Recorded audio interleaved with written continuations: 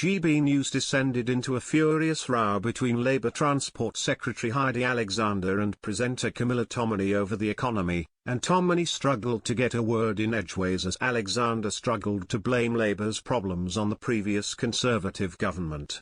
Things quickly escalated into a furious row between the pair, as Tominey began with, "We've got Downing Street refusing to rule out a wealth tax. How is that going to help growth, Heidi Alexander?" Alexander replied, "So what we saw in the first 3 months of this year was the British economy outperforming all other economies in the G7, which is the collection of the most advanced economies in the world. When we stood for election last year we said we would get the economy firing on all cylinders. We're not going to be able to do this overnight.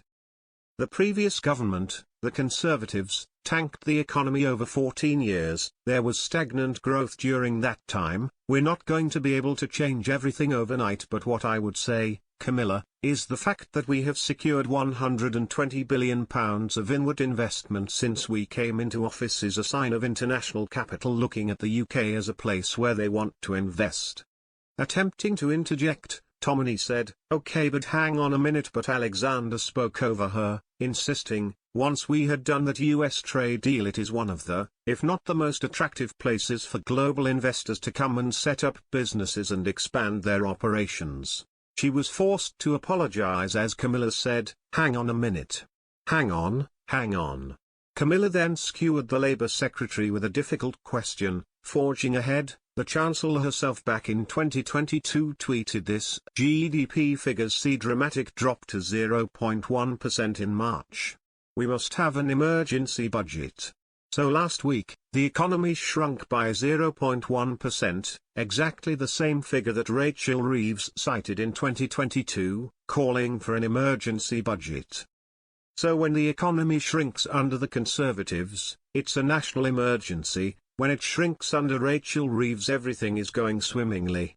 You can't possibly convince people that the economy right now is in a good state when you've even got The Observer, which is left-leaning, saying that the economy is tanking. Alexander's response was, "Look, GDP figures do bump around from month to month. If you consider the overall picture of the British economy, having secured 3 trade deals, one with the US, one with the European Union and one with India, those are all trade deals that the previous government sought to agree, and tried for years to get. We have come into office and we have done that." Camilla exploded, "But the economy's not growing." An insistent Heidi replied, "We have the fastest growing economy of the G7 summit in the first 3 months of this year." That was before the April changes kicked in. Camilla pointed out, as Heidi tried to say, look, we've also since the election created 400,000 jobs, but was cut off by Camilla, who said, "Hirings are down by 270,000. As a parting response, the MP said, "Look, of course we've got more to do and we're never going to be complacent because making sure we grow the economy so we can invest in public services is the #1 priority of this government."